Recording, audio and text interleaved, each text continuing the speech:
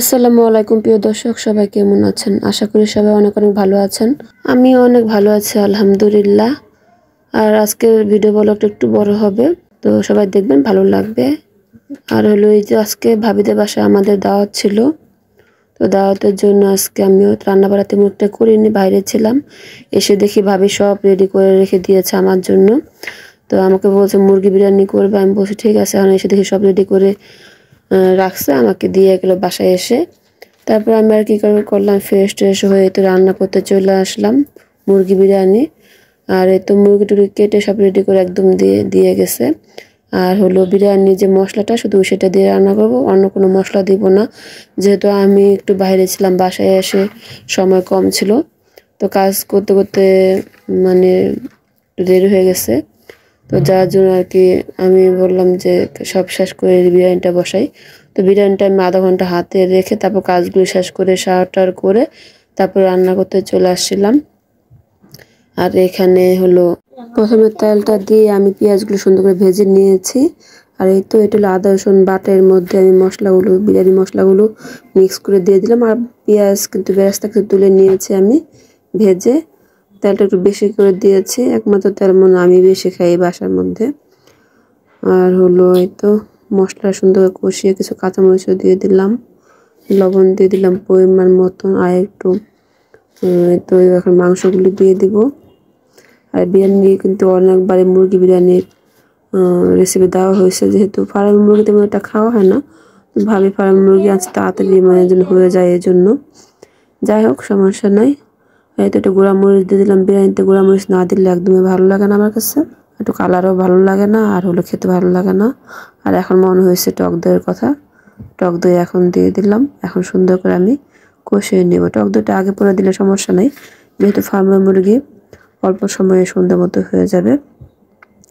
আর ঢেকে কিছুক্ষণ কষিয়ে নেব মুরগির মাংসটা। তারপর হলো আমি আলুগুলো দিয়ে দিব। আর এদিকে এই যে একটু বারবার আমি নাড়াচাড়া করে দিচ্ছিলাম, অফ ক্যামেরা বারবার নাড়াচাড়া করে দিয়েছি। ঠান্ডা লেগে গেছে অলরেডি, ঠান্ডা না আসতে আমার। আর এই তো আলুগুলি দিয়ে সুন্দর করে নাড়াচাড়া করে আমি কষিয়ে নেব। যখন আলুটা একটু সিদ্ধ হবে তখন আমি চালগুলো দেবো, এর আগে দিব না। আর এদিকে আমি ভালো করে ঢেকে আমি আলুগুলো সহ কষিয়ে নিচ্ছিলাম মাংসগুলো। আর এই পর্যায়ে কিন্তু খেয়াল রাখতে হবে যেন আলুগুলো সুন্দর মতো সিদ্ধ হয়। তারপর করে কিন্তু পোলার চাল দিতে হবে। আলুগুলো একটু ভাবে বড় করে কেটে দিয়েছে। এভাবে মুরগি মাংস রান্না করলে আলুগুলো একটু ছোটো দিতে হয়, তাহলে সুন্দর হয়। যাই হোক, তো আলুটা সিদ্ধ হতে সময় লাগে না তেমন একটা। ঝটপট করার জন্য আলুটা একটু ছোটো করে দিলে ভালো হয়। যখন পানিটা একটু টেনে আসে তখন আমি 2 মুঠ চিনির মতো দিয়ে দিলাম, যেহেতু এক কেজি চালের পরিমাণ পোলাও ছিল, সেজন্য 2 মুঠ, আমার হাতে 2 মুঠ পুরো না, 1.5 মুঠ হবে চিনি দিয়ে দিচ্ছি। দিয়ে নাড়াচাড়া করে ঢেকে দিয়েছিলাম। তারপরে মনে হলো যে কেওড়ার জল আর গোলাপ জলটা এই মুহূর্তে এখন দিয়ে দিই। আর এখানে কোনো ঘি টি কিছুই দেওয়া হয়নি, শুধু কেওড়ার জল আর গোলাপ জল দিয়েছি। আর সয়াবিন তেল দিয়ে, মানে রূপচাঁদা যে তেলটা সেটা দিয়ে রান্না করেছি। আর তারপর দেখেন কালারটা কত সুন্দর এসছে, তেমন একটা মশলা কিন্তু দেওয়া হয়নি। আর এইভাবে বিরিয়ানি কিন্তু খুব সুন্দর হয়। তারপরে অফ ক্যামেরা আমি নাড়াচাড়া করে নিয়েছি। পানিটা একদম শুকিয়ে ঢেকে রেখে দিয়েছিলাম আর 5 মিনিটের মতন। তারপর দেখেন কত সুন্দর কালার আসছে এবং একদম ঝরঝরে খুব মজার একটা পোলাও হয়েছে, মানে বিরিয়ানি হয়েছে। আর হলো এই বিরিয়ানিটা খেতে অনেক মজা হয়েছিল আলহামদুলিল্লাহ।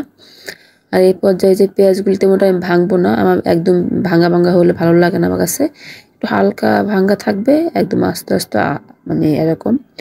এই যে মানে দেখলে বোঝা যায়, হঠাৎ করে মুখ অনেক কিছু বলে বোঝানো যায় না। তো এই যে নাড়াচাড়া করে নিলাম, নিয়ে সবাইকে আমি দিয়ে বেড়ে দিচ্ছিলাম, যেহেতু আমরা সব রেডি। এটা 3টা বাজে ভিডিও ছিল, দুপুর 3টা আর কি। বললাম না দেরি হয়ে গেছে, এই জন্য দুপুর 3টা বেজে গিয়েছিল খেতে খেতে। তো আমি সব রেডি করতে করতে এদিকে ভাবিও চলে আসে, ভাবির ছেলেরাও চলে আসে, মেয়েটা তো স্কুলে আসেনি। আর হলো মারুফাও স্কুলে কলেজে এখনো আসেনি। তো যে 3টা আসতে 4টা বাজবে, তো আমরা খেতে বসে, আমরা বললাম যে খেতে বসি, আমরা খেতে খেতে ওরা চলে আসবে, সেই প্রিপারেশন সেভাবে আমরা রান্না করেছি আজকে, যেন ওরা এসে গরম গরম খেতে পারে। যাই হোক, তো আমরা সবাই খেতে বসলাম। তা ভাবিও চলে আসলো। আফিফ আফিফ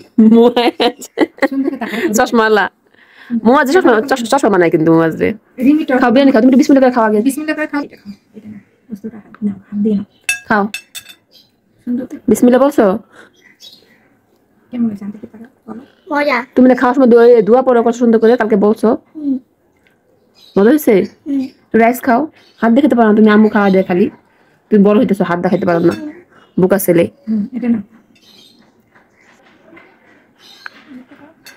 কেমন হয়েছে মজা এটা রকম করো খাও হয়েছে এই তো মুয়াজের অনেক পছন্দ হয়েছে বিরিয়ানি মুয়াজের আম্মুর খুবই পছন্দ হয়েছে বললো যে খুব একদম পারফেক্ট সবকিছু মিলে অনেক মজা হয়েছে আলহামদুলিল্লাহ এটি অনেক সার্থক অনেক কষ্ট করার পরে যদি কেউ বলে অনেক ভালো হয়েছে অনেক ভালো লাগে শান্তি লাগে মনের মধ্যে তো যাই হোক এভাবে আমার হাতে রান্না অনেক পছন্দ করে এভাবে এই ছেলেটা অনেক পছন্দ খাবার মানে খুব ভালো বোঝে আর কি বিরিয়ানি তার পছন্দ মজা হলে সে বুঝতে পারে ভালো না হলে সে বলে দিবে একদম ভালো লাগে কষ্ট সার্থক ওদের মজা লাগছে এটাই তো আজকে ভিডিওটি এই পর্যন্তই সবাই ভালো থাকবেন আল্লাহ হাফেজ সবাইকে